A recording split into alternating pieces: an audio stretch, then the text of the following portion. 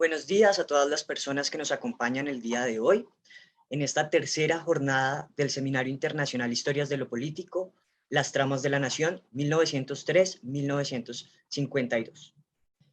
En esta tercera jornada contaremos con la presentación de la mesa número 4, titulada Ciudadanía como campo de disputa. En esta mesa contaremos con los comentarios del profesor Francisco Ortega, director de posgrados, profesor titular del Departamento de Historia de la Universidad Nacional de Colombia y director del Centro de Pensamiento Pluralizar la Paz. Dirigió el Centro de Estudios Sociales CES entre 2005 y 2009.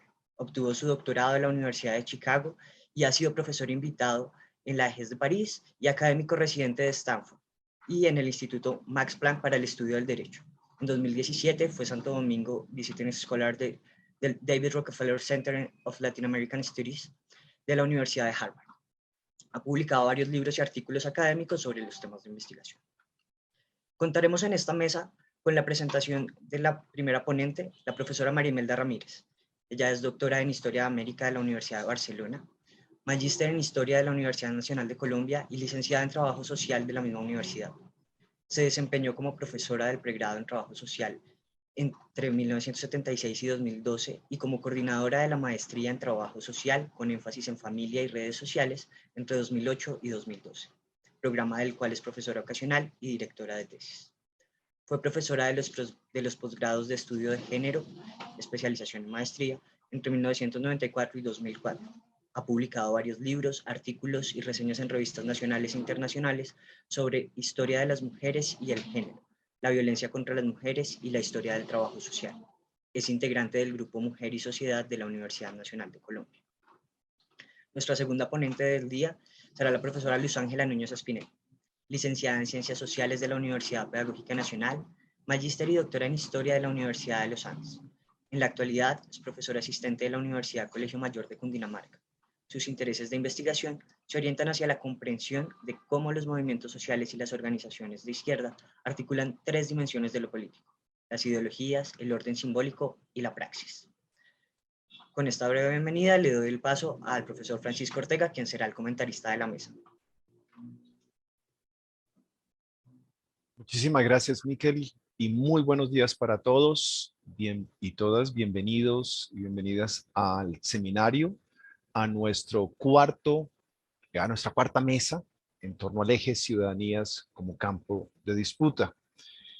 Como ya lo han señalado varios de los ponentes que nos han precedido en el seminario, y no solo en sus intervenciones a lo largo de estos días, sino también a través de una abundante bibliografía, y como será también parte de lo que presentarán nuestros dos ponentes el día de hoy, la primera mitad del siglo XIX resulta decisiva para la consolidación de la conquista de los derechos políticos y sociales, para la configuración de una ciudadanía colombiana.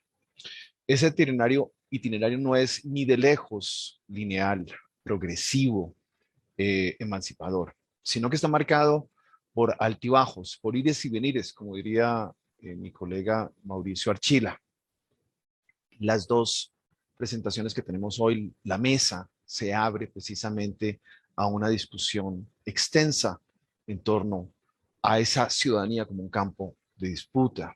El eje recupera los movimientos y figuras que irrumpieron en el espacio público con agendas ciudadanas particulares. Es su aspiración recuperar eso.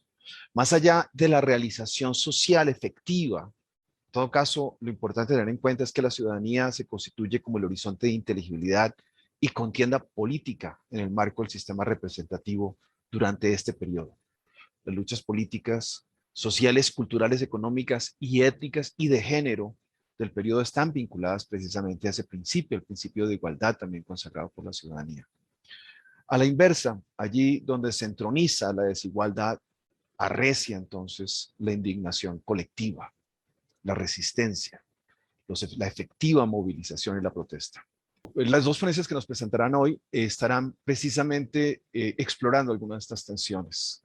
No quiero tomar más tiempo de mi parte y más bien vamos a seguir el programa tal y como lo tenemos y estará en primer lugar la profesora Luz Ángela Núñez de la Universidad del Colegio Mayor de Cundinamarca.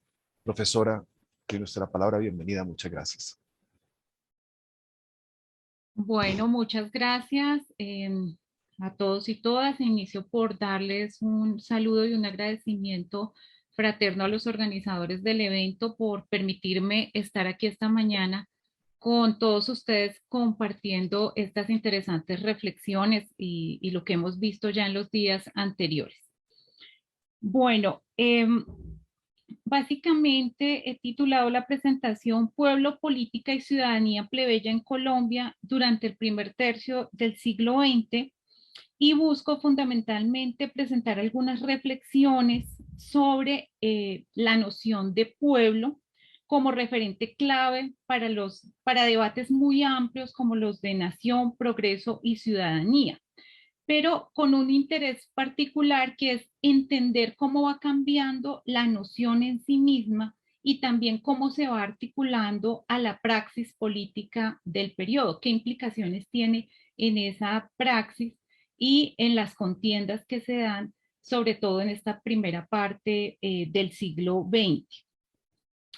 En el caso colombiano existe una interesante producción historiográfica que ha venido trabajando al pueblo como sujeto político, en un espacio temporal mucho más amplio que el que aquí nos acoge, y realmente lo que se ha evidenciado, podríamos sintetizar muy rápidamente, es una relación muy ambigua en la relación entre élites y pueblo, pues al mismo tiempo que se le reconoce al pueblo su lugar central en la configuración de un sistema político moderno, también se teme su participación por una supuesta o real radicalidad.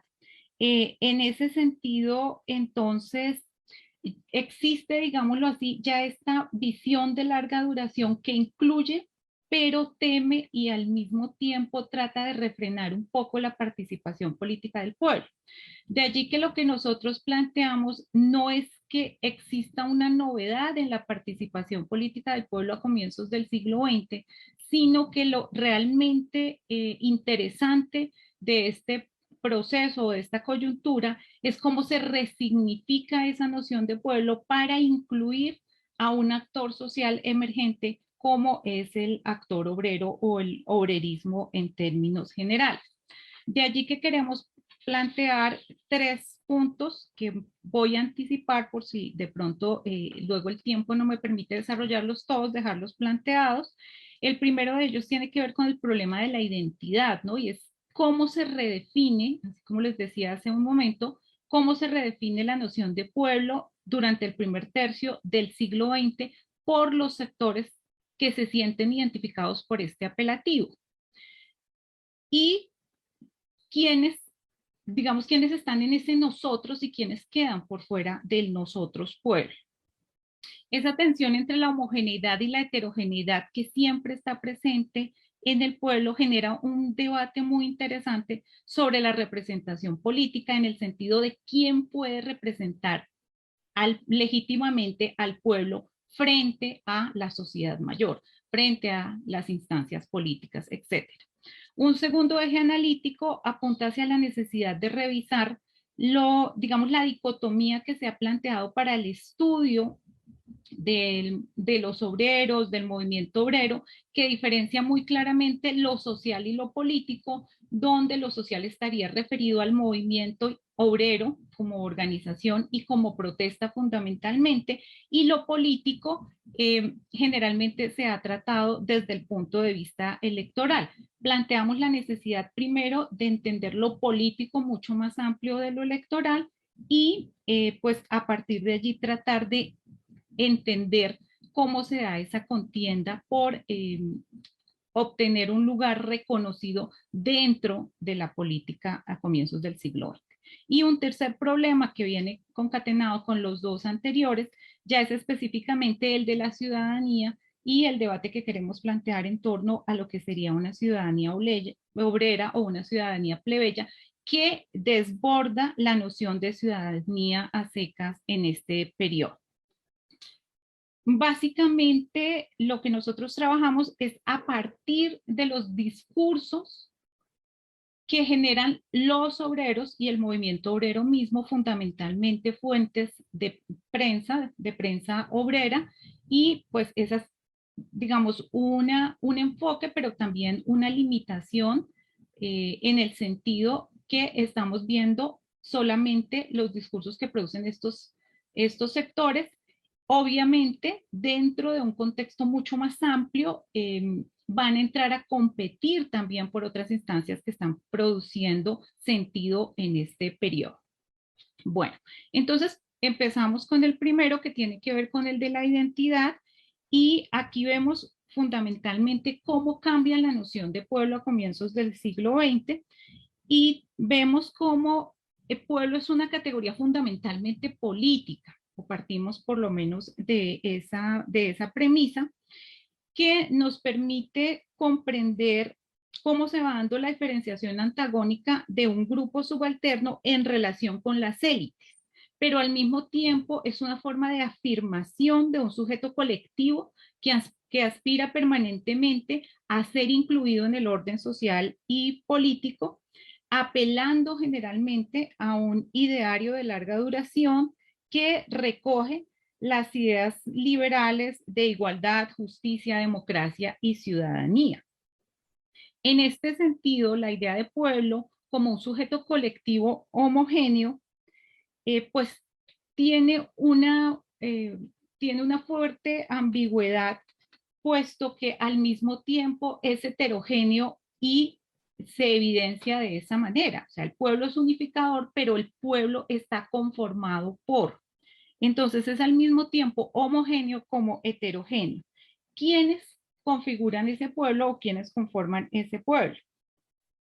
Allí vemos que hay diferentes sectores subalternos, pero pareciera que al mismo tiempo hay una jerarquización entre ellos, ¿no? Dentro del amplio espectro de lo que cubría lo popular a comienzos del siglo XX, encontramos que se privilegia particularmente la idea de pueblo trabajador, conformado por pequeños industriales, artesanos, obreros, jornaleros, campesinos, asalariados urbanos. Y esto retoma en buena medida pues, la noción de pueblo que se había venido desarrollando durante la segunda mitad del siglo XIX, aunque pues aquí aparecen también los industriales y los artesanos, que eran nociones que no estaban claramente articuladas previamente. David Sowell ha estudiado con mucho detenimiento esta relación entre el artesanado y el pueblo, evidenciando cómo se va a generar en la segunda mitad del siglo XIX una identificación entre artesanado y pueblo bajo esa idea subyacente de pueblo trabajador. Y esto es importante porque el énfasis en la representación del pueblo trabajador se sustenta en dos ideas que luego van a dar cimiento tanto a la organización política, pero también a la forma como ellos reclaman su ciudadanía. La primera de ellas es de tipo económico, puesto que sostiene que ellos son los trabajadores, los que sostienen la nación, los que aportan al progreso del país.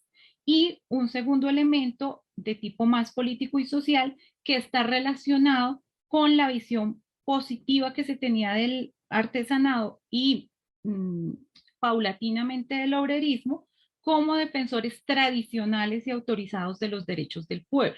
Aquí hay algo muy interesante y es como dentro de ese pueblo hay unos sectores que lo representan políticamente y pueden hablar en nombre de.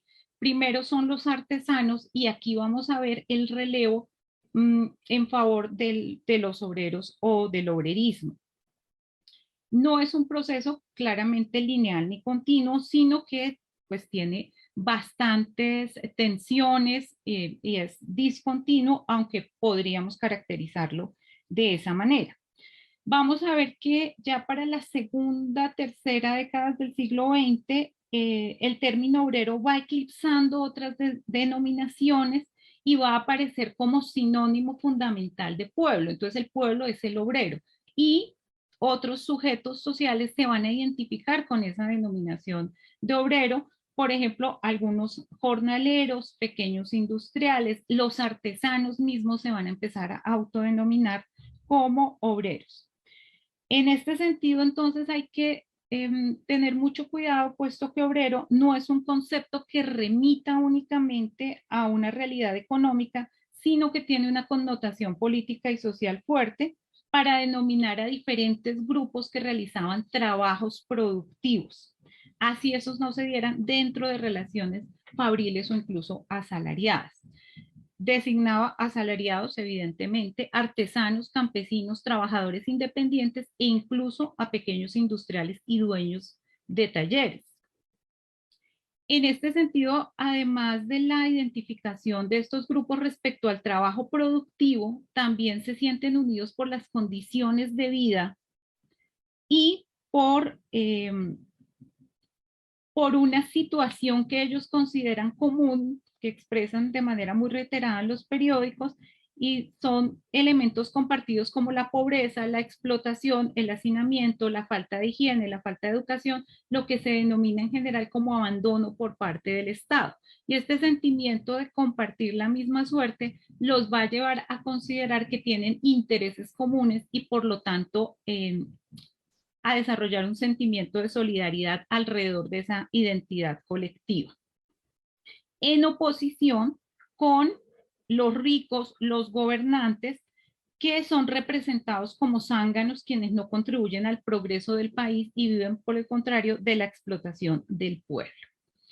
En este proceso de afirmación del obrero como representante de lo popular, vamos a ver que también se da una diferenciación. Mencionaba que algunos industriales se consideran como parte de los obreros, pero también en las primeras décadas del siglo XX hay un claro proceso de diferenciación donde otros sectores de los industriales van a empezar a escindirse hasta configurar un grupo diferenciado con órganos de expresión y también con unas relaciones de intereses y de poder diferentes, ¿no? Por lo tanto, pues son procesos complementarios de alguna manera, pero que van a mostrar también una diferenciación propia del proceso de desarrollo del capitalismo en el país. Ya para la tercera década del siglo XX, la denominación genérica de artesano la encontramos de manera secundaria y el término obrero es el que se ha universalizado para referirse a ese conjunto heterogéneo de sectores sociales. Aquí vemos claramente que hay un relevo del obrerismo frente a los artesanos en el liderazgo de los sectores populares y hay un desplazamiento del conflicto hacia las zonas de obras públicas, los transportes y los enclaves donde predomina el trabajo asalariado. Esto es relevante porque es que los primeros movimientos obreros en realidad son de base artesanal. Entonces, por eso decimos hay un relevo, ¿no?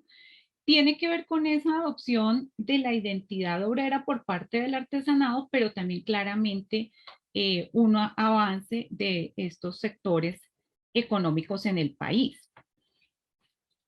En nuestro segundo punto, entonces, sobre la dicotomía entre lo social y lo político, queremos enfatizar en cómo se va configurando una articulación de un movimiento alrededor de una identidad, ¿no? Para ello recordemos una fecha muy importante dentro de la protesta social de comienzos del siglo XX, el 16 de marzo de 1919, donde en la protesta de artesanos en Bogotá se escucha corear a la multitud: viva la revolución, viva el bolchevismo y el pueblo tiene hambre, evidenciando al mismo tiempo la crisis de los gremios del movimiento artesanal, que era lo que motivaba la protesta, y la esperanza de una transformación social vinculada a la consigna de viva el bolchevismo.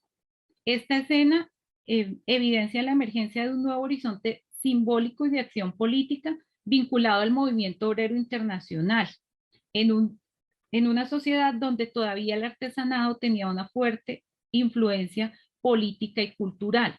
Y precisamente este año de 1919 se considera un año símbolo de la transición del liderazgo artesanal al liderazgo obrero, por la confluencia de esa última gran movilización artesanal, la del 16 de marzo que vengo citando, pero también por el surgimiento del Partido Socialista y por ser un momento de auge del ciclo huelguístico que se había iniciado el año anterior, vinculado sobre todo al sector transportes en ese momento.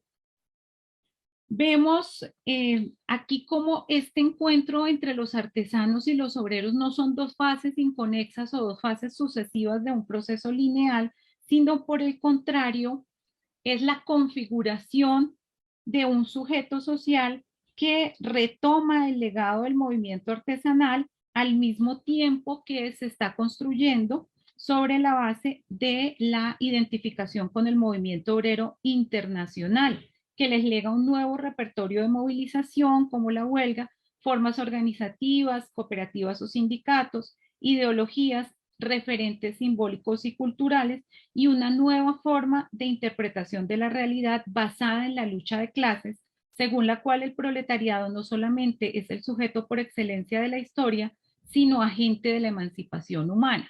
Y esto va a hacer que el obrero, el que se identifica como proletario, se convierta como o reafirme su lugar como representante de lo popular, como vocero autorizado para hablar en nombre del pueblo, puesto que esa tradición artesanal se va a reafirmar con esta vinculación al movimiento obrero internacional.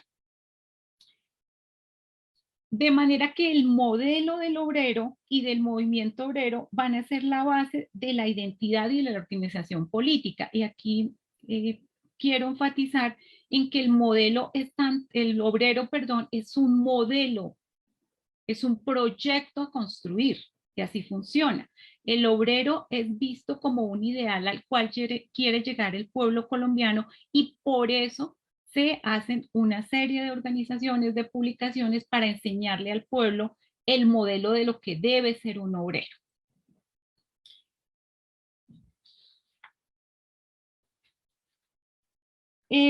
La década de 1920 es muy importante en cuanto al avance de la estructuración del movimiento obrero a partir primero del Partido Socialista de 1919, luego de los sucesivos congresos obreros, la creación de la CON en 1925 de la Confederación Obrera y al año siguiente el Partido Socialista Revolucionario, que va a tener una fuerte influencia en las riberas del río Magdalena y en algunas ciudades importantes. Esta rápida muestra o este rápido avance del movimiento obrero confirma una imposibilidad de separar lo social y lo político, puesto que en este caso la articulación del movimiento obrero como tal está vinculado a un proyecto de afirmación de un partido o de una serie de partidos políticos de los trabajadores, pero también porque la construcción de la identidad obrera es la afirmación de un sujeto político, o sea, no se puede ver solamente lo social como el movimiento, la protesta, y lo político como el partido, puesto que las dos están articuladas en la configuración y en la afirmación de un nuevo sujeto social que reclama su derecho a participar en el ámbito público y no solamente a participar, sino a ser escuchado por o bajo el argumento, primero, de la igualdad y segundo, de ser el quien más aporta al desarrollo del país en tanto pueblo trabajador. En este sentido, también es muy importante mencionar que las formas de acción no siguen solamente los mecanismos de participación y de representación establecidos en ese momento, sino que está de manera primordial y principal el recurso de la movilización directa como forma de presión en el ámbito de lo político. No son dos instancias diferentes, sino que están directamente vinculadas. Por lo tanto, insisto en que los diferentes elementos que desarrolla el movimiento obrero tienen una finalidad central que es configurar ese sujeto político del obrerismo. En este sentido, para citar rápidamente un artículo publicado en la Unión Obrera, pues planteaba: hoy como ayer, este periódico viene a trabajar por la reorganización del ideario obrerista en su más amplio y genuino significado. Viene a luchar por la emancipación moral e intelectual de las clases trabajadoras y por la organización autónoma de estas, y atraer su humilde contingente a la humana labor de despertar el alma de los obreros colombianos. Porque mientras no se disipe el soporoso sueño que oscurece la mente de la gran masa obrera del país y no se liberte el espíritu popular de los prejuicios que lo encadenan, serán inútiles todos los esfuerzos que se hagan para la reforma social. Con esta cita pretendemos mostrar que la educación y la cultura no son instancias diferentes de lo político, sino que constituyen parte de ese proceso de construcción y afirmación del sujeto político. Así encontramos que la prensa obrera, los cafés, las casas del pueblo, los grupos de teatro, las escuelas nocturnas, entre otros, cumplen una doble función política. Por un lado, prefigurar un modelo social todavía en ciernes, y esto es muy importante, puesto que el obrerismo es un ideal, ¿no? Si lo vemos en términos cuantitativos, realmente es minoritario, pero también es un ejercicio de democracia directa, casi como visto como una forma de apropiación de ciertos bienes de la civilización moderna que han sido tradicionalmente vedados a los sectores populares. Y aquí hay un ejercicio directo de ciudadanía, que es como tomar la imprenta, por ejemplo, o apropiarse de la imprenta, apropiarse de la ciencia, de la educación, de las ideas del progreso, de las ideas de la higiene, donde si uno mira, no es un discurso que se opone necesariamente a algunas propuestas que se están dando en ese momento de los sectores hegemónicos, sino que desde los sectores populares lo tratan es de retomar para sí. Es una forma de ver la ampliación de la democracia en cuanto a participación en lo que ellos denominan la civilización moderna que les ha sido velada como pueblo. Ángela, Sí, 3 ya, minutos. 2 minutos. Bueno, Sí. en este sentido, entonces, ya para avanzar, hay un punto de debate muy importante, y es el tema del apoliticismo, puesto que si uno revisa casi todos los movimientos, organizaciones y periódicos obreras se plantean como apolíticos. Y este punto es interesante porque existe desde ese momento una visión peyorativa de la política partidista tradicional y de las elecciones. No obstante que a través del Partido Socialista Revolucionario van a intentar participar electoralmente, pues con escasos resultados. Bueno, entonces en estos 2 minutos vemos cómo, ya para llegar al punto de la ciudadanía y dejar algunos elementos, el estudio de la ciudadanía se ha visto beneficiado por el análisis local de cómo se han inscrito nuevos sectores que han sido tradicionalmente excluidos, como mujeres, indígenas, afrocolombianos, y en el caso particular de los sectores populares se ha evidenciado, por ejemplo, en los trabajos de James Sander o de John Green, la existencia de un republicanismo popular desde el siglo XIX. Pero aquí la pregunta es entonces, ¿qué cambia en este primer tercio del siglo XX? Nuevamente, con esta inclusión del obrero como modelo de lo popular y como representante de lo popular. Vamos a ver primero que hay una apelación a los marcos de ciudadanía establecidos en la Constitución de 1886, pero al mismo tiempo se va mucho más allá en cuanto se evidencia una inconformidad de los sectores populares o de algunos a través de la prensa con su rol de electores. Y se va a plantear una búsqueda de una ciudadanía obrera o plebeya en la cual se busca ampliar esa idea de participación política de los obreros, apelando primero al ideario de la igualdad, pero segundo también a su connotación de trabajadores, puesto que lo que reclaman fundamentalmente es el reconocimiento de derechos implícitos como trabajadores y por tanto la creación, digamos, de lo que luego nosotros vamos a conocer como la legislación laboral, ¿no? Que en ese momento se hablaba en términos genéricos de la cuestión social.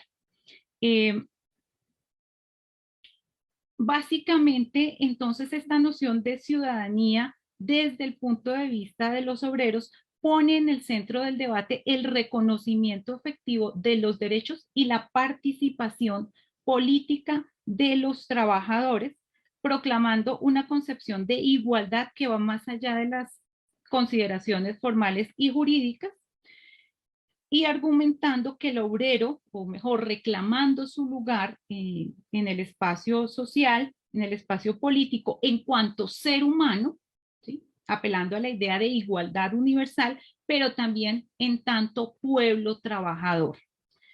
Y este punto es muy interesante porque vemos cómo la ciudadanía es un referente universal, pero también el obrerismo tiene una base universal. Y aquí se van a encontrar las dos de manera muy, muy interesante.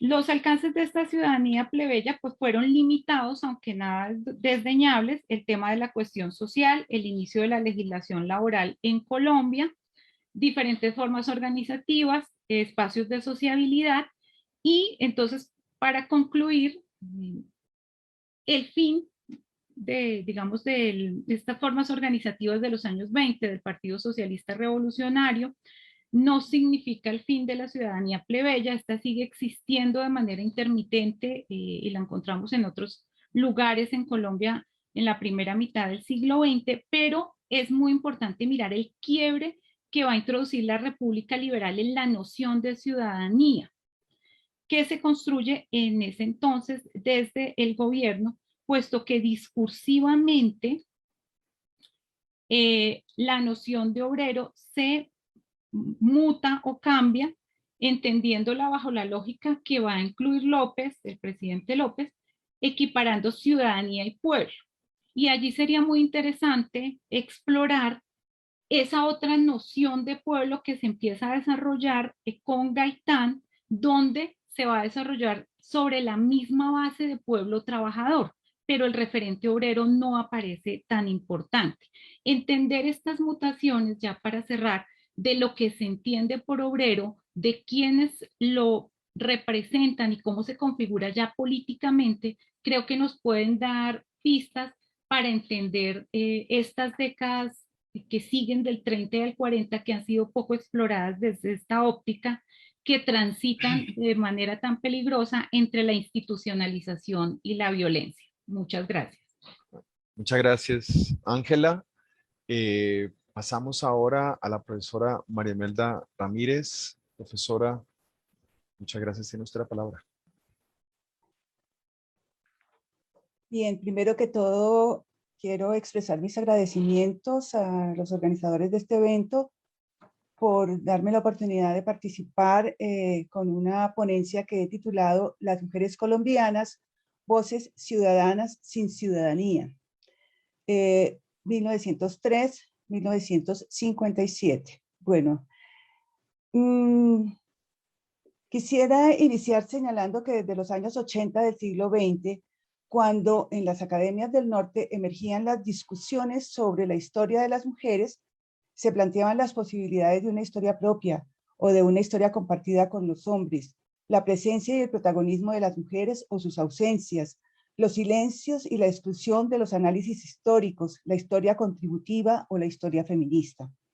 Esta última, definida por su carácter político y orientada a la relectura del pasado, que las incluyera fundamentalmente como actoras sociales, lo cual contribuiría a la renovación de la disciplina a partir de las posibilidades de la categoría género para el análisis histórico, como lo sustentó Joan Scott en un artículo de gran influencia entre sectores de las académicas de entonces. Bueno, y sigue vigente esta influencia en algunos sectores de investigadoras. La historiadora estadounidense Gerda Lerner, ante la pregunta por la persistencia del patriarcado en las diferentes sociedades, argumentaba su construcción conjunta entre los hombres y las mujeres, y a la vez planteaba que su reproducción a lo largo de las generaciones se debía, por una parte, al consentimiento de ellas y por otra a la coacción y la violencia. Las historiadoras europeas Gisela Bock y Patan argumentaban que en la historia de la construcción de los estados de bienestar se reconocía el papel de los partidos socialdemócratas, del liberalismo, del movimiento obrero, más no el de las mujeres. Ellas insisten en que las mujeres habían participado de manera activa como profesionales, auxiliares en la planeación y en la gestión de estos estados de bienestar y sobre todo como usuarias, por cuanto la atención materno-infantil constituye uno de los espacios clave en las estructuras institucionales de la seguridad social logradas por los movimientos de las mujeres, entre ellas las sindicalistas. La historiadora española Lola G. Luna validaba como problemas historiográficos los movimientos sociales de las mujeres por la sobrevivencia, como el caso de los comedores populares y las formas de resistencia a la violencia en América Latina, cuando se refería, por ejemplo, a las abuelas de la Plaza de Mayo.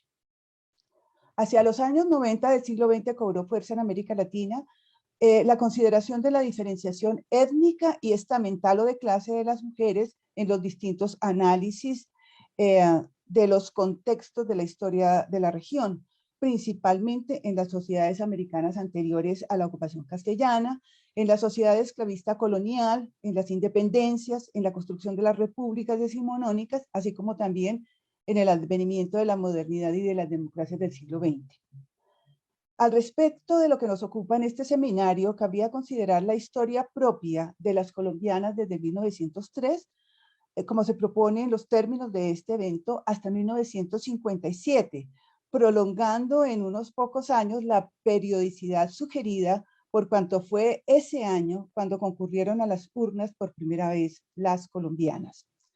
Lo común para todas las colombianas en este periodo es la exclusión de la ciudadanía, según el mandato de la Constitución de 1886, que, pues, como sabemos, en su artículo 15 definía una ciudadanía restringida a los ciudadanos colombianos varones mayores de 21 años.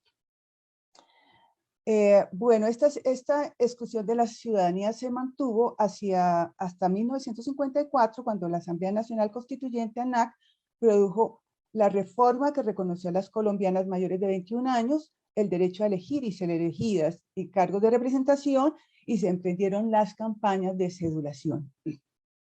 Sin embargo, pese a esa exclusión, sectores de las colombianas a lo largo de este periodo no se inhibieron para expresarse en los espacios públicos,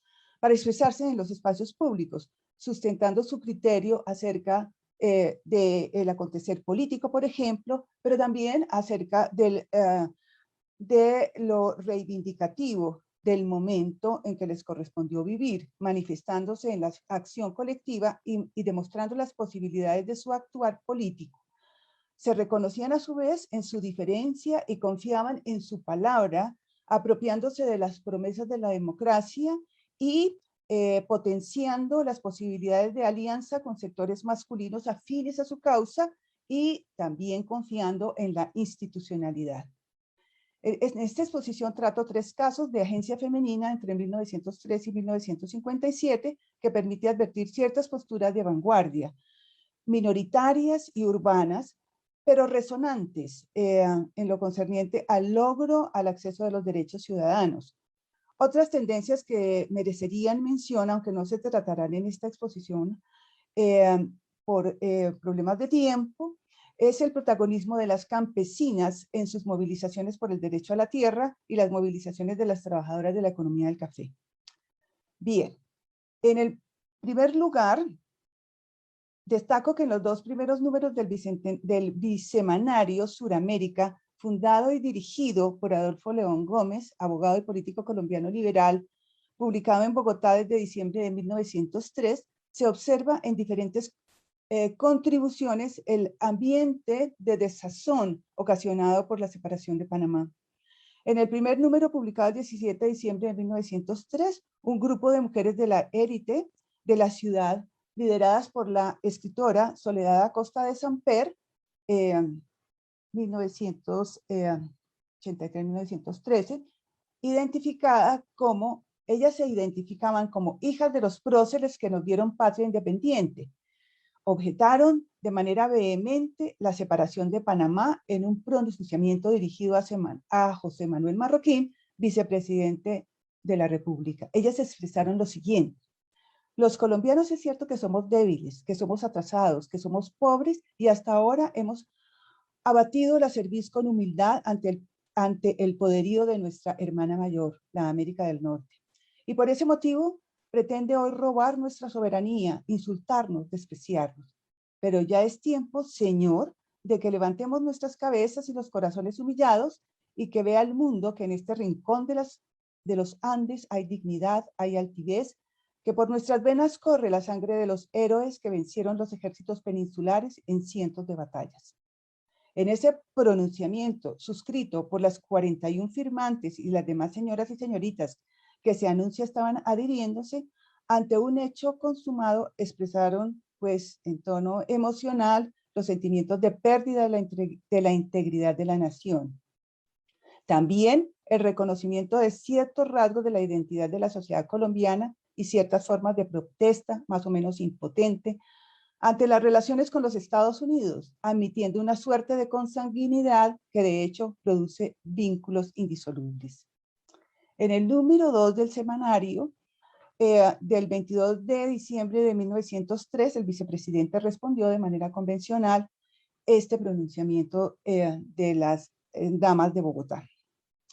En ese mismo número 2 de Suramérica, la escritora Soledad Acosta de Samper suscribió la columna titulada Los Estados Unidos y los negros, en cuyo contenido se advierten dos partes claramente diferenciadas. La primera, en tono de advertencia, dirigida al pueblo afropanameño, al que responsabilizaba de la secesión.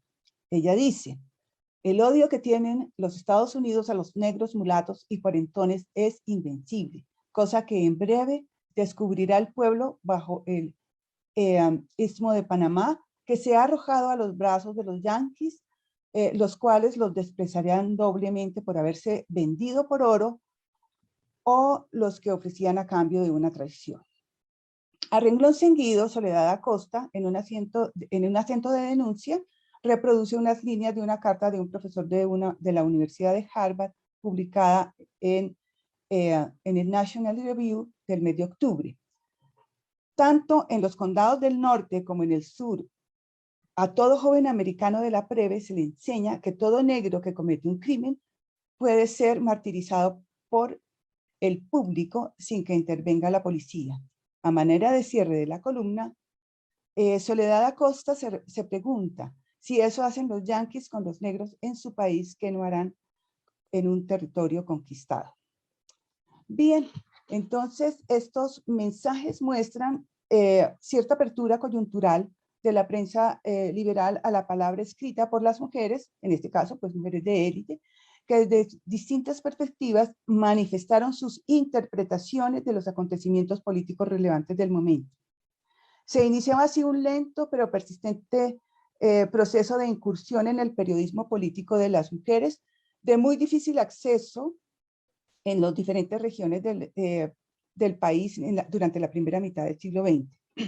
Esta incursión, sin embargo, no significó abandonar del todo la prensa femenina, cuyos antecedentes se habían fortalecido desde finales del siglo XIX. Dicho sea de paso, buena parte de estas elaboraciones sobre la participación política y ciudadana de las mujeres procede de consulta a revistas femeninas.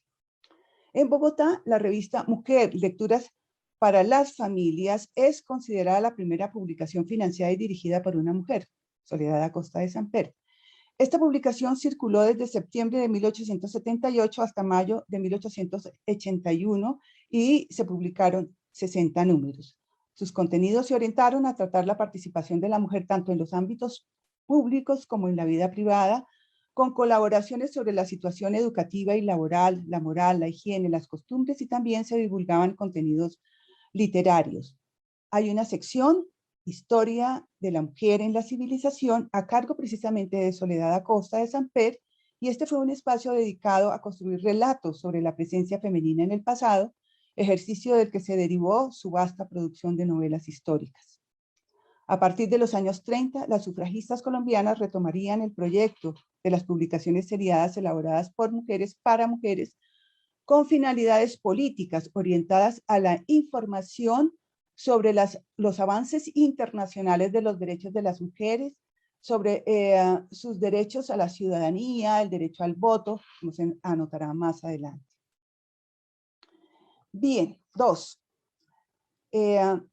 Antonio Sánchez Gómez, en su estudio sobre las aguas, el lavado de ropas y las lavanderas en Bogotá, publicado en 2010, ofrece un detallado análisis de la presencia de un grupo de mujeres empobrecidas, quienes en la periferia de la ciudad construyeron un mundo a partir de un oficio de larga trayectoria histórica del que derivaban sus ingresos para la sobrevivencia de sus hogares.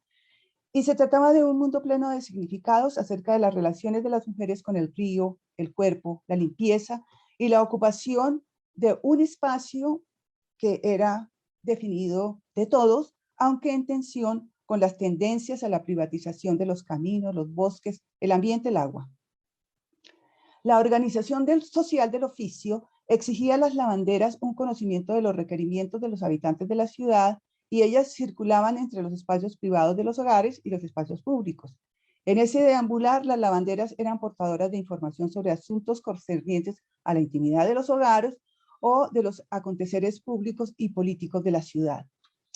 Sus rutinas exigían la conformación de grupos de trabajadoras para garantizar su seguridad. Este es un tema bastante recurrente en la reflexión de las mujeres sobre la ciudadanía y el derecho a la ciudad, la seguridad durante la jornada, que se iniciaba en los desplazamientos hacia los ríos a tempranas horas de la madrugada. De esa forma, se minimizaban los riesgos ante las amenazas de los asaltos y el hurto de las ropas a su cuidado, que era recogida en los días anteriores de casa en casa. Las lavanderas adecuaban sus espacios de trabajo, concertando entre ellas e intercambiaban técnicas para el blanqueamiento de la ropa y pugnaban con las variaciones del clima. Aseguraban el retorno a sus casas también en grupo antes del atardecer. Aquellas mujeres desarrollaban prácticas de cooperación que comprendía la distribución de trabajo y licor, la preparación del almuerzo para todas en una olla común. Las madres llevaban consigo a sus hijos e hijas que aún no caminaban y dejaban a sus hijos que ya lo hacían en las habitaciones, quienes quedaban expuestos a los peligros reportados por las autoridades sanitarias y divulgados por la prensa en su afán de demostración de las condiciones de vida de los sectores precarizados de la ciudad. Para conjurar el conflicto, algunas de ellas recomendaban cantar. En síntesis, las lavanderas eran actoras sociales que ocupaban espacios en la ciudad, escenarios de conflictos. Según las autoridades sanitarias y la policía, eran portadoras de gérmenes y transmisoras de enfermedades infecciosas y contagiosas que contaminaban las aguas. Según sectores moralistas, eran sospechosas por transitar libremente por espacios de difícil escrutinio público, además de ser responsables del abandono de sus hijos e hijas. Antonio Sánchez Gómez, en su proceso de revisión de los pleitos en la ciudad por el uso de las aguas, documentado en el fondo del Consejo de Bogotá, del archivo de la ciudad, localizó un memorial a su juicio, el primero que se conoce sobre el asunto, fechado en 1910 y dirigido al gobernador de la ciudad y suscrito por Betsabe Caicedo, Mercedes Díaz, Simona Barbosa y Leonilda Rodríguez en representación de sus compañeras de labor. Las abajo firmantes, lavanderas de la ciudad, en representación de nuestras colegas, nos dirigimos a usted muy respetuosamente para manifestarle que desde hace algún tiempo nos servimos del río San Cristóbal para lavar las ropas que se nos confían, en cuyo trabajo ganamos para medio comer. Llevamos más de un mes que no podemos lavar debido a que el agua del río en referencia baja como un barro. Averiguando la causa se nos dice que unos señores copete están abriendo unas minas de cal en las márgenes del río. Como con ese procedimiento se nos causa un gran perjuicio. Porque se nos priva del mendrugo de pan del que ya nos ha hecho cargo, con la ropa que se nos ha encomendado y que no la hemos podido jugar oportunamente. Sabedoras que somos de que usted es la autoridad a que están encomendados los ríos, nos quejamos en legal forma y pedimos amparo y protección. El autor llama la atención sobre este hecho de agremación de un grupo de mujeres y la elevación de una voz común representada en la persona con nombre propio y apellido, dispuesta a hacerse escuchar ante las autoridades y los terratenientes de la ciudad. Aunque este oficio fue desapareciendo en Bogotá en la medida en que se construyeron los acueductos que posibilitó la distribución domiciliaria del agua corriente a lo largo de la primera mitad del siglo XX, diferentes estudios muestran que el oficio de las lavanderas es una experiencia de construcción colectiva, es un espacio de conversación e intercambio de puntos de vista sobre los aconteceres sociales y políticos de una comunidad. 3. Entre 1930 y 1957, el movimiento sufragista colombiano emergió con impulso y de manera decisiva emprendió procesos de inclusión de las mujeres en el sistema político colombiano. En el año 1930, el año 1930 es considerado por las historiadoras del sufragismo colombiano como un hito, puesto que entre el 16 y el 26 de diciembre se celebró en Bogotá el cuarto Congreso Internacional Femenino con delegadas de diferentes partes del país y de varios países latinoamericanos, en el cual se rindió homenaje a Simón Bolívar en el centenario de su fallecimiento. Además, ¿ya casi? Sí, señora, 3 minutos. Perfecto. Además del Congreso, se celebraron varios actos culturales, artísticos, liderados por representantes del magisterio colombiano. En esta década también se lograron resolver parte de las interferencias a la autonomía económica de las mujeres casadas, así como la posibilidad del desempeño de cargos públicos por parte de ellas, además el derecho de las jóvenes al acceso a la educación superior. Todo aquello sin cédula de ciudadanía que tan solo fue expedida entre 1954 y 1957 para el proceso electoral del plebiscito que instalaría el Frente Nacional como como alternativa a la solución de la guerra civil.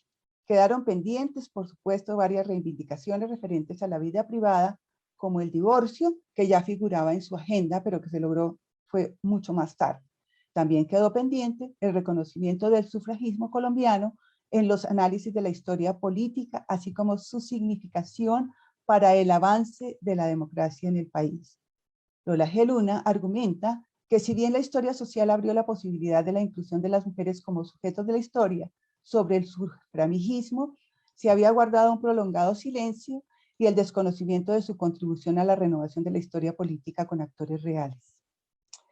Bueno, para culminar quisiera un par de minutos más señalando que en este recorrido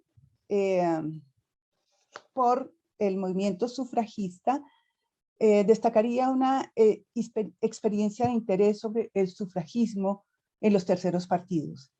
Esto es posible confirmarlo entre 1954 y 1956, cuando la Asociación Democrática de Mujeres Colombianas, afín al Partido Comunista Colombiano, por entonces ilegalizado y con sus militantes en la clandestinidad, fundaron el periódico Nuestras Mujeres, que he tenido la oportunidad de revisar.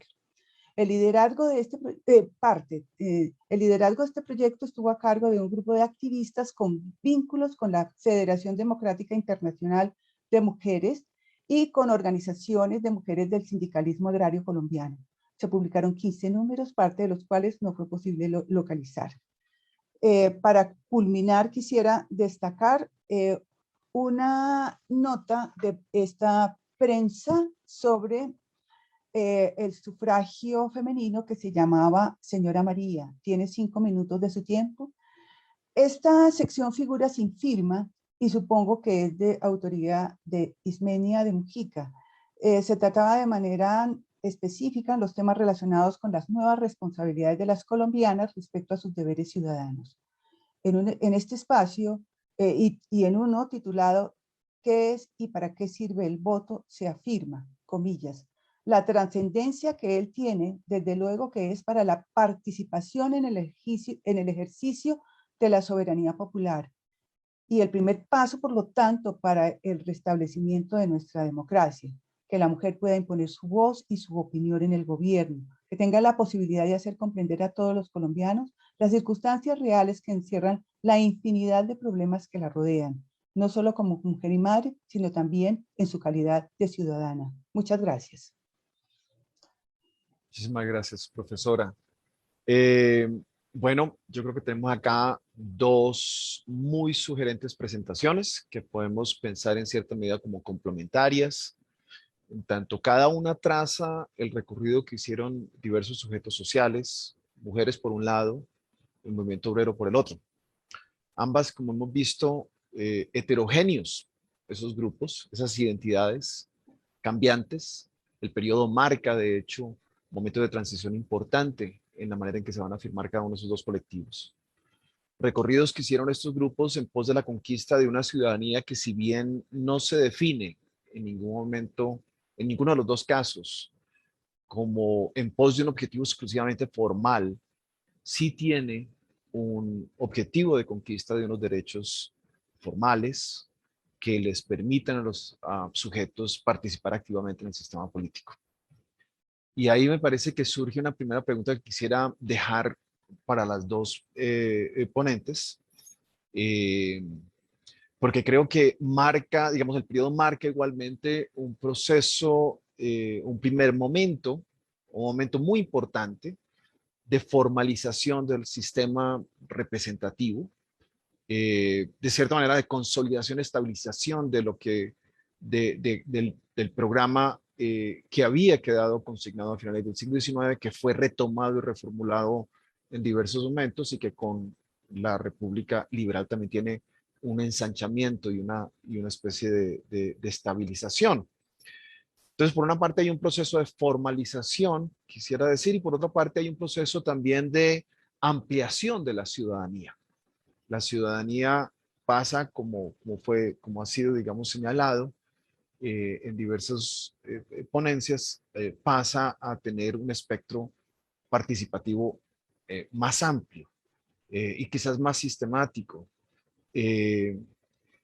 Más allá de las élites, como inicialmente estaba consignado. Me pregunto entonces hasta qué punto es necesario, para comprender bien el itinerario que cada uno de ustedes está proponiendo, está desarrollando, hasta qué punto es necesario tener ese trasfondo, describir y cartografiar de manera más precisa esos procesos de formalización, esos procesos de consolidación de una ciudadanía que podríamos llamar, si estas de alguna manera son subalternas, pregunto, podríamos pensar aquellas entonces más bien como hegemónicas. En fin, ¿cómo es ese juego, ese contrapunteo? Creo que también tener un poco más claro ese mapa, pienso, digamos, en la discusión, nos permitiría igualmente identificar los puntos de contacto más claramente que existen entre esos dos itinerarios. Yo veo que en la presentación de la profesora María Melda aparecen ya enunciados, particularmente hacia el final del periodo, pero uno podría preguntarse hasta qué punto eso está incluso presente antes, una cierta participación de mujeres que es en discusiones y en movimientos y en agitación de tipo socialista, obrera y otros movimientos, digamos, que son digamos, de ese carácter del pueblo o popular, como lo presenta también la profesora Ángela. Bien, voy a dejar eso ahí, voy a centrarme en 2, 3 preguntas para cada uno de ustedes y me parece que pues, la ponencia de Ángela, Pueblos, Política y Ciudadanía Plebeya en Colombia durante el primer tercio del siglo XX es muy interesante, nos presenta más bien la emergencia de una identidad, de una representación del pueblo obrero que, y esto me parece que es una de las fortalezas, no desconoce la manera en que ciertas elaboraciones y ciertas representaciones del pueblo trabajador van a informar esas nuevas identidades obreras, de tal manera que hay una continuidad a la vez que también hay unos cambios significativos. Esas continuidades de ninguna manera señalan que hay que esa nueva identidad política es estática o está congelada. Al contrario, lo que hace es que le da cierto dinamismo y cierta razón de ser para ese tipo de acción política que se está preparando. Yo quisiera empezar con unas preguntas, digamos, con una pregunta que tiene que ver en realidad con la periodicidad. Bueno, en realidad no. Antes de pasar a la periodicidad, permítame, aquí algo que habíamos conversado precisamente previo a la mesa, digamos a la presentación, de manera informal, tras bambalinas, si se quiere, y donde identificaba, profesora, esa porosa frontera entre pueblo y ciudadanía, y que además en el caso de su presentación y por el tipo de ciudadanía que le interesa, resulta mucho más difícil de trazar y completamente de acuerdo. Esa parecería ofrecer una dificultad y parecería casi que abocarnos a una presentación donde solo podríamos, por decirlo así, una presentación que elabore tanto los matices del pueblo como los matices de la ciudadanía. Resulta imposible, diría uno, recuperar el rostro de una ciudadanía sin darle cuerpo a ese pueblo. Completamente de acuerdo ahí, pero me pregunta es también que en términos, digamos, de las elaboraciones en torno a la ciudadanía, las disputas en torno a la ciudadanía, tenemos lo que podríamos llamar unas competencias de tipo formales, y creo que usted también lo señala muy bien, unas aspiraciones que no necesariamente pasan por el lado de lo formal y que sin embargo significan ciertas prácticas y ciertos objetivos muy concretos. Y me pregunto si podríamos profundizar por ahí, enriquecer bastante ese panorama, y creo que sería completamente complementario con la elaboración y la reflexión en torno al pueblo que se ha llevado a cabo y que pues informa sin duda el análisis. Ahora sí quiero pasar al de la cronología porque ahí sentí, digamos, había sin duda, digamos, un reconocimiento que tras la Guerra de los 1000 días aparece, digamos, un nuevo impulso, en realidad un nuevo momento de organización. Usted lo señala de manera fragmentada. A partir de 1909, de manera fragmentada y discontinua, diferentes organizaciones de los trabajadores iniciaron un doble proceso de ampliación del ideario político de la Revolución Francesa y de la creación de una ciudadanía plebeya de tipo obrero.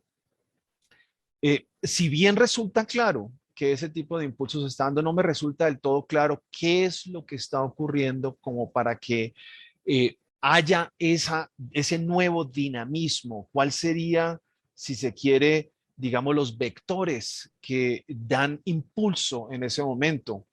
Quiero decir, son los procesos, por ejemplo, de industrialización que se logran consolidar y dar impulso a un nuevo tipo de agencia obrera. Es la organización de agitación sindical que se viene dando, la llegada, por ejemplo, de nuevos lenguajes políticos e idearios socialistas y anarquistas. Son las tradiciones políticas locales previas las que en buena medida explican esa fecha, por ejemplo, que usted propone de 1909 o el momento en que podríamos hablar de una nueva articulación, una nueva transición. E igualmente, me queda también la pregunta de la fecha de cierre de esa ciudadanía en términos de una historia específica para el periodo. Uno podría aquí ver, evidentemente, digamos, como señales muy claras de, ya bien sea el 9 de abril, la violencia, el periodo de la violencia, el golpe de Estado, pero no queda del todo claramente enunciado y no me queda clara tampoco en ese arco, entonces, cuál sería la especificidad más allá de la emergencia, digamos, de una ciudadanía que en este caso podría ser una ciudadanía obrera. También en términos de esa periodicidad, y yo creo que de la historia que estamos contando, pues esta es una pregunta para las dos, ¿es homogénea esa periodicidad para el país o estamos hablando de un proceso de irradiación que va del centro hacia la periferia? ¿Cómo podemos pensar, digamos, el carácter heterogéneo de esa temporalidad también? Una tercera pregunta tiene que ver, digamos, con lo que usted señala, y creo que eso es muy enriquecedor de su presentación, cómo durante el periodo en realidad hay una proliferación de ciudadanías, un estallido, si se quiere, la ciudadanía artesanal, ¿verdad? De fin de siglo da pie a por una parte una ciudadanía obrera, pero también en algún momento aparece algo así como una ciudadanía liberal, una ciudadanía gaitanista, una ciudadanía popular, ¿verdad? Y mi pregunta tiene que ver ahí es, ¿cuál es el mapa de esas ciudadanías? Si fuéramos a ponerla en diálogo, ¿cómo las podríamos relacionar unas con ellas? A usted hace ahí unos pequeños conexiones, pero me parece que podríamos enriquecer eso mucho más. Eh, eh, al- por otra parte, algunas de esas ciudadanías parecerían tener una mayor vocación de participación de política formal, ¿verdad? Otras no. Usted señala cómo hay ciudadanías que estaban más, digamos, en ese momento estaban más vinculadas a la no participación política. En ese mapa de unas ciudadanías vinculadas a la no participación política, algunas vinculadas a la participación política, ¿cómo aparece digamos, cómo figura la aparición de una ciudadanía, si se quiere, revolucionaria? ¿Cómo altera la configuración de la ciudadanía ese ideario y revolucionario que va a ser, yo creo que en este caso podríamos decir, explosivo, novedoso en el escenario de la contienda política? Y en ese mismo sentido aparece la posibilidad de una ciudadanía ya no vinculada a lo nacional, sino vinculada a lo transnacional, ¿verdad? El socialismo de Mariátegui, el latinoamericanismo, pero también la internacional. ¿Cómo aparece ese ideario en la configuración de esa ciudadanía? Para cerrar este pequeño primer grupo de preguntas para la profesora Ángela, me quedó sonando muchísimo, digamos, esa aspiración por un conjunto, si se quiere, de idearios que no constituyen, digamos, instrumentos puntuales para la ciudadanía política, pero que son muy importantes para el movimiento obrero: educación, ciencia, imprenta, conceptos caros, dice usted, para el obrerismo. Y me gustaría que nos hablara mucho más, porque creo que por ahí entramos en lo que llamaríamos la cultura política propia o las culturas políticas propias del movimiento obrero. Para la profesora Marimelda, me parece que también nos recupera una historia muy fresca, muy interesante, muy importante. Ella lo que hace es que traza 3 casos de vanguardia urbana que, sin embargo, dice ella, resuenan en la búsqueda por el acceso a los derechos de la ciudadanía. Por una parte, el acceso de un grupo de mujeres de la élite al periodismo político a finales de la guerra del Panamá. Por otra parte, en las lavanderas públicas en Bogotá, y por otra parte, el movimiento sufragista al final del periodo. Ahora, mi pregunta tienen que ver acá, es que las 3 historias están muy centradas en Bogotá. Esta es una historia también, una pregunta como similar a la que le hice a la profesora Ángela. Tú mencionas el hecho que resuenan con una búsqueda, pero yo quisiera presionar ahí un poco más y entender qué quiere decir eso de que resuenan con una búsqueda. ¿Son ellas representativas de lo que podríamos llamar una historia nacional? ¿Prefiguran luchas que se darán en otro lado posteriormente? ¿Son emblemáticas de algún ideal democrático, civil, de ciudadanía que se quiere proponer? Eso entonces en primer lugar. Por otra parte, yo creo que hay un ejercicio muy bello en la presentación de establecer una especie de contrapunteo, ¿verdad? Que resulta muy interesante. Tanto las mujeres letradas que incursionan en el periodismo político como las... Pero digamos, y en ese contrapunteo descubre uno entonces que las mujeres letradas que incursionan en el periodismo político y las sufragistas, en su mayor parte por lo menos, provienen de unas élites ilustradas, mientras que las lavanderas hacían parte de lo que podríamos llamar, digamos, grupos populares, particularmente urbanos. Eh, ¿Qué tipo de puente se puede establecer entre esos dos momentos? ¿Qué relación hay ahí? ¿Por qué organizar la narrativa? Y me parece fascinante, me gusta, pero quisiera escuchar no solamente en términos estéticos, claro, sino también en términos políticos y por términos sociales. ¿Había algún tipo de puentes, había algún tipo de elementos que estuvieran ahí presentes entre esos dos? Eh, Finalmente, digamos aquí un punto que me parece muy interesante, a ver si te entendí bien, y es que hacia finales del periodo es precisamente, en cierta manera, el cambio en la posición de la Iglesia Católica y el cambio en el movimiento conservador que reconocen el derecho de la mujer a la participación política la que hace posible la consagración de la ciudadanía, por lo menos formal, de las mujeres, y donde precisamente Berta Ospina se convierte en una actora importante políticamente, en un modelo, digamos, a constituir. Eso me parece fascinante, digamos que uno siempre ha escuchado de la participación digamos, de estas figuras, pero no lo tenía tan claro y te agradezco. Pero claro, me hace pensar entonces, ¿cuáles son los elementos dentro de la cultura política conservadora? Eh, Quiero conectar con algo. Hace un tiempo fui lector de una lectura de una tesis excelente en la cual recuperaba la sociabilidad católica conservadora de mitad del siglo XIX de las mujeres y señalaba como precisamente era uno de los campos privilegiados para la participación política de las mujeres, esa sociabilidad conservadora, donde uno supondría que no la tenía.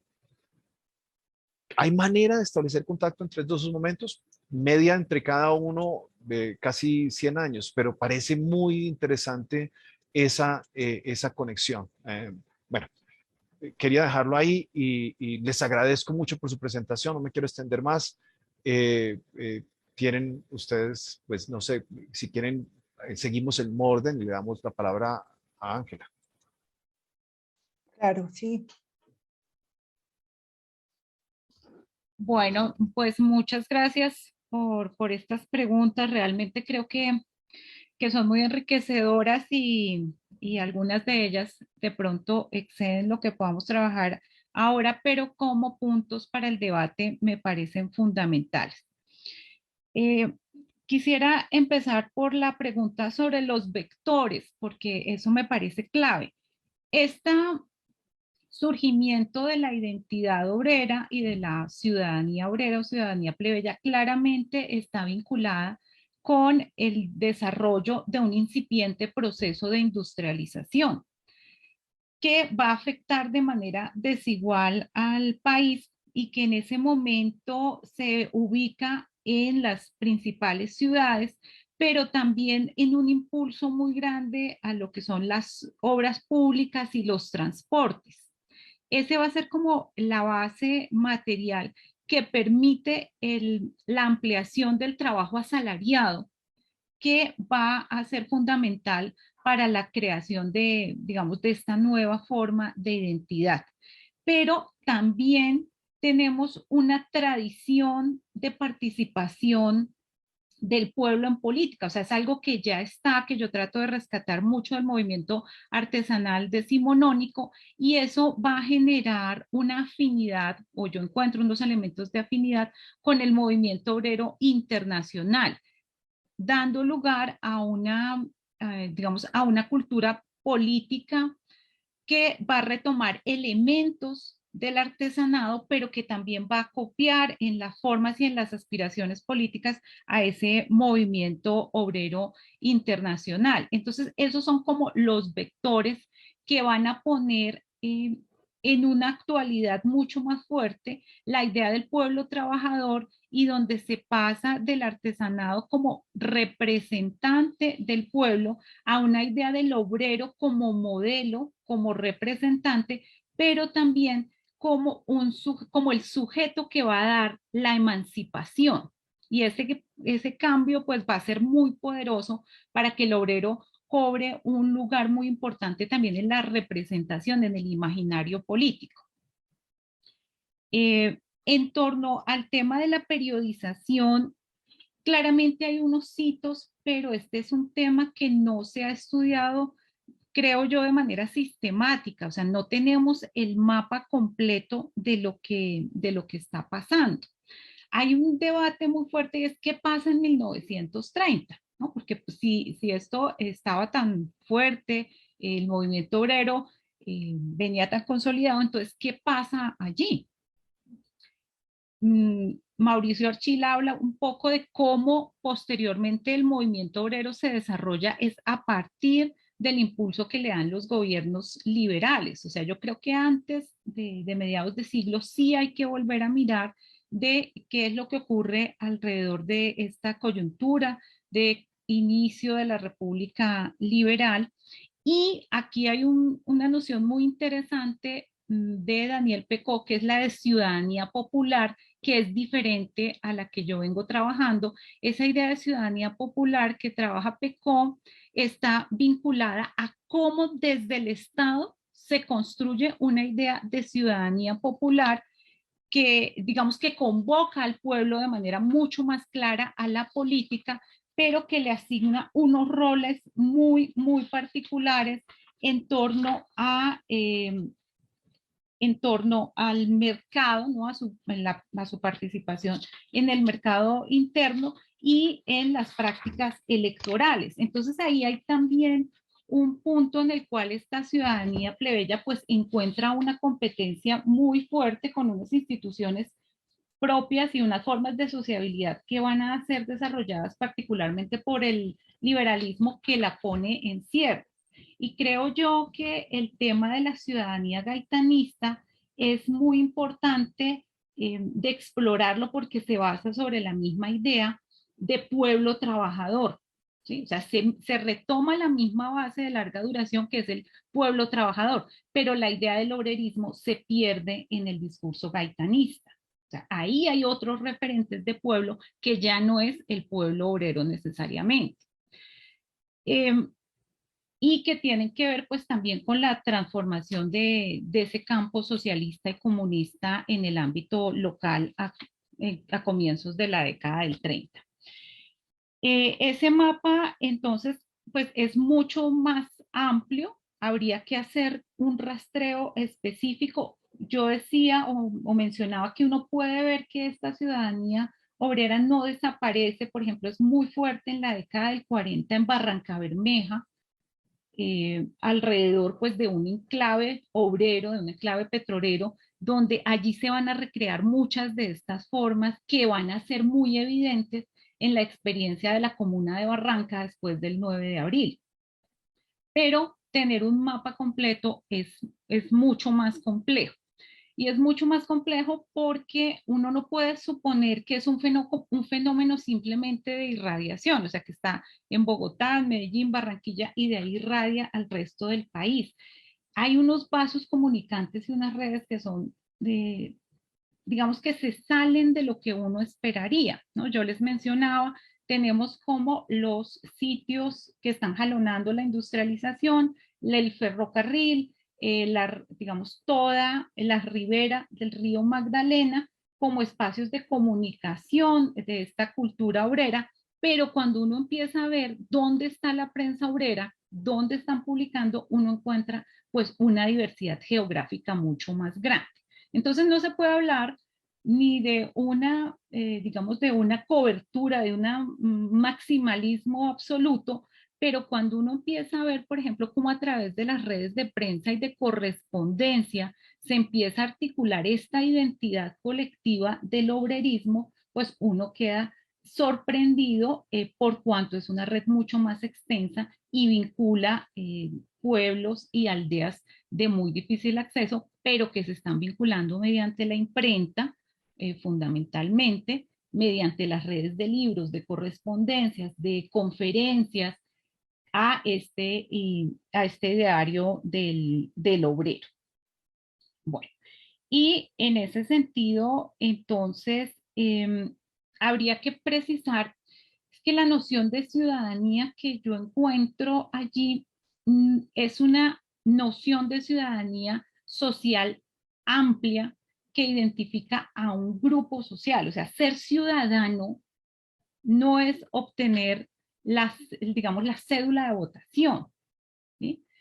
Ser ciudadano tiene una connotación social y moral fundamental, es participar de un espacio público y político, es hacer parte de la civilización moderna y este es un concepto muy recurrente. Entonces, ser ciudadano es ser educado es decir, lograr la alfabetización, conocer sobre ciencia, sobre progreso, sobre historia, literatura, industrias, en término amplio como se denominaba en esa época. Es decir, desde la perspectiva de los obreros, haber salido como de ese estado de ignorancia en el que habían estado por cuenta de los ricos, los patrones, los explotadores, las diferentes formas como los denominan, y lograr como una emancipación, logrando adquirir estas herramientas que les habían sido vedadas social y económicamente. Esa es una base clave para entender la idea de ciudadanía obrera. O sea, es primero configurarse como un grupo social con unos atributos. Y por eso, buena parte de los esfuerzos organizativos van a estar dados a construir o a darle a los miembros de los sindicatos, de los círculos obreros, de los círculos artesanales, esas herramientas de civilización. Y allí la imprenta pues va a ocupar un papel fundamental en cuanto forma por excelencia de difusión de esos saberes, de esos conocimientos, pero también para la producción de un discurso propio, ¿no? Que es a través de toda la prensa obrera que se edita en este momento, que es realmente significativa en cuanto al número de títulos y a la cobertura geográfica. Entonces, allí es muy interesante, puesto que la ciudadanía, así como el ideal, el modelo del obrero, se construye a través de estos espacios, ¿no? Prácticas ya muy específicas, como por ejemplo la difusión de los cafés obreros, la lucha antialcohólica, ¿no? Que se enmarcan dentro de un discurso higienista propio de la época, pero que también se deben entender como parte de la construcción de un sujeto social contrahegemónico. De allí que sea tan difícil y tan, digamos, sutil a veces encontrar qué tan contestatarias son estas propuestas, porque en muchos casos las expectativas del mundo obrero lo que buscaban era una ampliación, una democratización de bienes simbólicos, sociales y económicos que ellos encontraban les habían sido restringidos. Y lo van a tratar de hacer en forma propia, por la autogestión, ¿no? A través de las escuelas, las veladas, las conferencias, y de manera muy fluida con otros sectores sociales, ¿no? Invitando a figuras representativas a nivel local o a nivel regional a que les colaboren en ese proceso, los vínculos con el movimiento estudiantil en algunos momentos. Entonces aquí hay una, digamos, una forma de entender la ciudadanía que es mucho más amplia y que incluso es vista casi que como un prerequisito para poder llegar al momento del sufragio, porque aún dentro de estos sectores del obrerismo, pues hay un gran temor de cómo van a utilizar los sectores populares como ese poder del sufragio, ¿no? Entonces es siempre como el pueblo que ha sido mantenido en la ignorancia, que ha sido utilizado por los partidos tradicionales, entonces por eso necesitamos una educación previa, como prerequisito para llegar a ese momento de la instancia política. Insisto en que es muy significativo y creo que podríamos explorar mucho más que en estos momentos en que se está discutiendo la ampliación de la ciudadanía se parte de una idea de que la contienda política electoral es negativa, es un espacio de fraude, es un espacio de maquinación. Eso pues también creo que va a terminar condicionando mucho nuestra cultura política, porque no es una invitación a participemos en el voto, vamos a apoyar un evento democrático, sino es ojo porque allá lo que hay es fraude, es maquinación, nosotros no nos vamos a meter como obreros en esa lucha entre liberales y conservadores, tenemos que mantenernos casi que puros asépticos de lo que pasa en ese espacio. Bueno, y no sé qué otra pregunta me queda por acá pendiente. Pues si quieres, Ángela, en aras de poder tener una pequeña conversación, démosle la palabra a Imelda y cualquier elemento complementario podría después ser desarrollado más adelante si tenemos un poco De más de acuerdo. tiempo. Muchas gracias, Ángela. Bueno, muchas gracias, profesor Ortega. Bien. En relación con el centralismo que se advierte en la ponencia, sí, soy consciente de ello. En realidad, pues, las fuentes son fundamentalmente de la ciudad de Bogotá. Esa ha sido como mi tendencia investigativa. Pero por supuesto soy consciente de que en diferentes ciudades, y tengo el dato, por ejemplo, de en la ciudad de Cartagena, las mujeres de la élite del periodo de comienzo del siglo XX, pues también se pronunciaron sobre los hechos que tenían que ver con pues la secesión de Panamá y también con la Guerra de los Mil Días. Es decir, ellas, mujeres cartageneras de la élite, tuvieron una palabra a ese respecto. Y la historiadora Aida Martínez también nos habla de que en Bucaramanga, por ejemplo, las mujeres se pronunciaron en relación con los estragos de la Guerra de los Mil Días en la región, y pues ellas también fueron protagonistas de un proceso como, bueno, de restauración de la vida social después de la confrontación que fue tan costosa para la región. Entonces, en ese sentido, pues sí habría una tarea, digamos, de ampliar la mirada hacia otras ciudades y regiones. Obviamente, pues la prensa es un artefacto que fundamentalmente tiene su asiento en la vida urbana, y bueno, ahí ese es el motivo que explica el sesgo. Por otro lado, quisiera referirme a pues, la heterogeneidad, a la fragmentación en la participación de las mujeres durante este periodo. Heterogeneidad, pues, que la acabamos de confirmar en términos de la diferencia entre la vida urbana y el mundo rural, siendo el mundo rural realmente sumamente rico en términos también de participación, precisamente en lo que tiene que ver con las luchas por la tierra, en lo que tiene que ver con las condiciones de vida y de trabajo, o más bien la resistencia a las condiciones de vida y de trabajo en el sector del café, que está pues bastante documentado precisamente por la historiografía de los movimientos sociales rurales.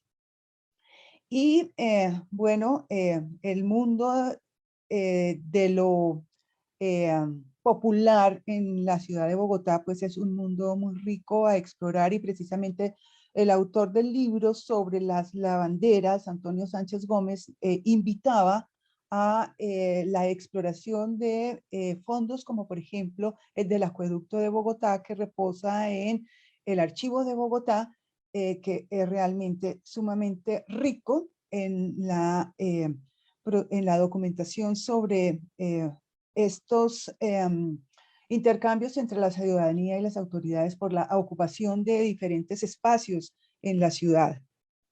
Quisiera referirme además a la periodización del movimiento sufragista colombiano. Se habla, pues, en primer lugar, del protagonismo de las mujeres dedicadas a la docencia, principalmente en las normales femeninas, y en el impulso al sufragismo, pues desde los años 20, pero principalmente es bastante notable en los años 30. Estas profesoras dedicadas al magisterio como docentes en normales femeninas, pues fueron realmente vanguardia no solamente en las ciudades, en las grandes ciudades, sino también en distintas poblaciones e inclusive en sectores rurales. Entonces ellas lograron canalizar pues sus iniciativas y sus experiencias educativas, contribuyendo a la formación de sectores femeninos de diferentes regiones en el país. Y hablando del movimiento sufragista, las historiadoras del mismo, ellas diferencian 3 periodos, desde el 30 al 46. Este es un sufragismo vinculado con los partidos políticos, principalmente el liberal y el socialista. Aquí, en este periodo, ocurre un hito sumamente importante para la concreción del sufragismo, que es el cuarto Congreso Internacional Femenino que sesionó en Bogotá, en el Teatro Colón, y pues fue pensado en homenaje a Simón Bolívar y su ideario sobre los derechos. Esta fue realmente una oportunidad en que las mujeres lograron desplegar múltiples actividades culturales, sociales y políticas con representación de los departamentos, con representación también de algunos países como Argentina, México e inclusive pues Venezuela y Ecuador. Entonces, en ese sentido, el cuarto Congreso Femenino, celebrado en diciembre del 46, abre un momento bastante activo del sufragismo colombiano, liderado por mujeres de los partidos liberal y socialista. En el siguiente periodo, del 46 al 54, y concretamente en el año 46 se incluyeron las mujeres conservadoras, obedeciendo principalmente a 2 motivos. Uno, la autorización del Papa Pío XII a la vinculación de las mujeres a los movimientos en pro del sufragio, con miras a que las mujeres católicas se adhirieran a los ideales de los partidos políticos afines a la iglesia, como serían pues los partidos conservadores fundamentalmente. Esta inclusión de las mujeres conservadoras pues realmente es bastante importante en términos de impulsar el movimiento sufragista, porque como lo señalaba el profesor Ortega, una de las figuras, como fue la primera dama Berta Hernández de Ospina, ella realmente asumió precisamente una militancia y una invitación a las mujeres del Partido Conservador, que habían sido tan resistentes al voto de las mujeres, como está documentado, por ejemplo, en la revista Letras y Encajes, de la ciudad de Medellín. Pues vemos que esta revista en el año 46 precisamente gira hacia la invitación a las mujeres a participar en el sufragismo. Hasta 1954, que es cuando se produce la reforma constitucional que reconoce a las mujeres el derecho al voto. Bueno, y entre el 54 y el 57, que sería el último periodo del sufragismo, es cuando las mujeres de los distintos partidos políticos, exceptuando algunos minoritarios quizás, como de alguna izquierda radical, pues se unen para adelantar campañas a favor de la vinculación de las mujeres a la actividad política y de la adquisición de la cédula de ciudadanía. Es una campaña bastante intensa, la de la cedulación, para que pudiesen votar en 1957. Esos son los tres periodos del sufragismo, y ahí valdría la pena destacar que se trata de mujeres de los partidos políticos y que se trata de mujeres que llegaron a consensos en relación con la importancia de la adquisición de la ciudadanía para llevar a cabo la realización de sus derechos, como el derecho a la educación, el derecho al trabajo, el derecho a la participación política en general. Muchísimas gracias, profesora. Si algunos de los que nos acompañan, hay una pregunta que puedo leer acá, pero quisiera también invitar a quienes están en pantalla que nos hagan preguntas o nos pongan preguntas acá. Eh, a ver si puedo. Es una pregunta para cada una, es de Carlos Hernández. Y señala Carlos Hernández, primero, supongo que es para Ángela, esa idea del obrero coincide con algún proyecto de nación, fueron instrumentalizados por los partidos políticos presentes en función de intereses particulares. Parte de esto yo creo que ya se ha conversado, pero creo que es una invitación a profundizar quizás un poco más eso. Y para la profesora Marimelda, la construcción de la idea de mujeres son consecuencia de decisiones de Estado expresado en discursos de prensa o son resultados del devenir que recibía Colombia desde el extranjero. Gracias, Carlos, nos has estado acompañando y gracias por tus preguntas. No sé si Margarita me pareció percibir que tenía ganas de hacer una pregunta. No, era, bueno, ¿alguien más de los que nos acompañan? Damos entonces para que, si quieren, ustedes por favor pueden abordar esta pregunta y con eso eh, podemos ir cerrando también el panel, porque ya nos hemos pasado unos minutos. Me han dado licencia, quiero insistir para que no me vayan a regañar después, tras bambalinas. Tenemos licencia de unos minuticos más. Así que podemos, si quieres, empieza tú ahora, María Imelda, con esta última pregunta.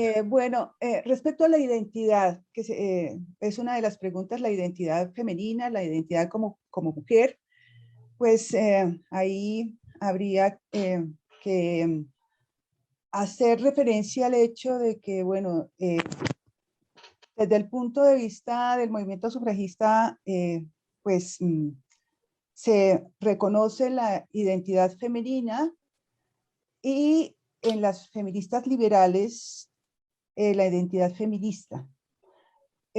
La diferencia radica en que la identidad femenina básicamente se asocia con elementos de la tradición que identifican el binomio mujer-madre y los compromisos de la madre con la sociedad, con la construcción de los nuevos ciudadanos. Y esto es sumamente importante que proviene precisamente como de las ideas de la Ilustración. El papel de la mujer es fundamentalmente contribuir a la formación de los nuevos ciudadanos o de los ciudadanos de la sociedad moderna. Y entonces en ese sentido pues hay esa identidad tradicional que cada sector político de las sufragistas lo asume, su papel de ciudadana y de madre. Por otro lado está la identidad feminista de las liberales, lideradas en los 30 por Ofelia Uribe de Acosta y sus publicaciones, concretamente Agitación Femenina, por ejemplo, es una de esas, en donde se define que las mujeres no solamente agotan su papel como mujeres en su condición de madre, sino que también como ciudadanas tienen mucho que aportar a la sociedad. Así no sean madres. Entonces, pues ahí esa sería como la diferencia entre la identidad femenina y la identidad feminista, que seguramente tiene como muchos elementos más que profundizar en términos de la identidad. Respecto a las otras identidades, a mí me llamó muchísimo la atención de que en la prensa que cité de comienzos de siglo, las mujeres de la élite, y concretamente son las damas, como lo plantean ahí en el periódico, las damas de Bogotá, pues ellas se identifican fundamentalmente como las descendientes de los patriotas, ¿no? Que es una identidad que las fortalece, digamos, en términos de lo que significó pues la campaña por la independencia, por la libertad, por la emancipación política, digámoslo así, en relación con España. Y respecto a las lavanderas, es ellas se identifican fundamentalmente como trabajadoras que están prestando un servicio útil a la comunidad, que es ni más ni menos que la limpieza. Bueno, eso sería lo que tendría que hablar sobre las identidades. Muchas gracias, profesora. Profesora Ángela. Bueno, la pregunta si esa idea del obrero coincide con algún proyecto de nación es muy interesante porque uno en principio estaría tentado a decir no, pero realmente es el proyecto de nación que está construyendo en ciernes el obrerismo, es su apuesta de futuro, ¿sí? Ahora, por supuesto, esto entra a competir en la sociedad con otros proyectos de nación donde comparte ciertos elementos, ¿no? Por ejemplo, esta idea de progreso, de educación, de moral, pero pues en otros casos entra, a confrontar directamente. Entonces, este es como un punto de vista de un sector social, pero que va a entrar en competencia en unas relaciones de poder que también le son adversas en muchos casos.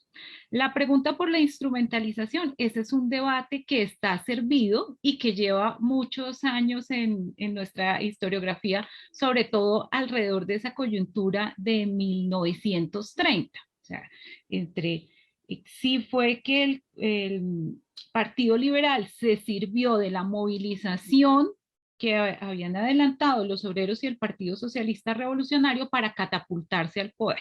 O había unos intereses legítimos de inclusión del pueblo en una noción ampliada de nación y de ciudadanía. Ángela, ¿hasta qué Sí. punto esa no es una pregunta equivocada? No es la manera más productiva de entrarle a los procesos de apropiación y de mutuo articulación entre incluso agendas diferentes, ¿no? Exactamente para allá iba, ¿sí? Pero digamos, así está planteado el debate. Pero también es importante tener en cuenta que otros procesos, tanto en el ámbito local como internacional, entran en ese momento a, digamos, como a gravitar en el espacio de lo público y lo político, y también pues la dificultad de entrar a homogeneizar y a decir fue así o asá por todos. Creo que hay que hacer una labor mucho más de filigrana, de mirar procesos particulares, la emergencia de otros actores sociales y también los cambios dentro de lo que sería el movimiento obrero y la izquierda misma, porque es que esta idea, algo que ya el profesor Ortega había mencionado, de si es una ciudadanía nacional o internacional, pues también tiene unos bemoles y les va a imponer unas restricciones muy fuertes, ¿no? Entonces, ahí hay una apuesta, pero también hay unos condicionamientos que les van a mostrar los límites en esta tensión entre lo nacional y lo internacional. Entonces, creo que habría que, pues ya para redondear, pensar o retomar este debate en torno a, sobre todo al Partido Liberal, pero empezar a mirar dentro del Partido Liberal las corrientes que se encuentran, incluso la misma corriente del liberalismo popular que está en el Partido Liberal, y entrar a mirar las transformaciones que van surgiendo estos actores sociales. Además, ya no es lo mismo pensar esta idea de ciudadanía obrera en un momento en el cual ya lo que funge a nivel nacional e internacional es la política de masas, que es otra forma de hacer política. Entonces creo que habría que ampliar mucho más la mirada ya para los 30 y los 40. Bueno, muchísimas gracias a profesora Ángela Núñez, profesora María Imelda Ramírez. Han sido dos presentaciones excelentes, creo que nos dejan muchísimo tema para conversar y continuar con nuestra programación, que será ya mañana en el curso de la mañana. Retomaremos ya un eje diferente. Por ahora no me queda más que dar la palabra a Miquel, quien nos cerrará formalmente y también nos anunciará, ¿verdad? El eje de mañana. Perfecto. Muchas gracias, Claro que Miquel, sí. muchas gracias a todos. Gracias. Muchísimas gracias a las profesoras María Imelda Ramírez, la profesora Luz Ángela, profesor Francisco, a todas las personas que nos acompañaron el día de hoy. Muchas gracias por su presencia. El día de mañana contaremos con 2 jornadas, 2 presentaciones. La primera en horas de la mañana con el eje número 5, los regímenes morales y emocionales de lo político, con las presentaciones de la profesora Sandra Pedraza y Óscar Hernández Algar, y con los comentarios de la profesora Margarita Garrido. Y en la tarde, a las 2 de la tarde, contaremos con la presentación del eje número 6, lenguajes políticos de la economía, la riqueza y el trabajo, con las ponencias de la profesora Susana Romero y el profesor Marcelo Buccelli, con los comentarios de la profesora Constanza Castro. Muchísimas gracias a todos por su compañía. Nos vemos mañana.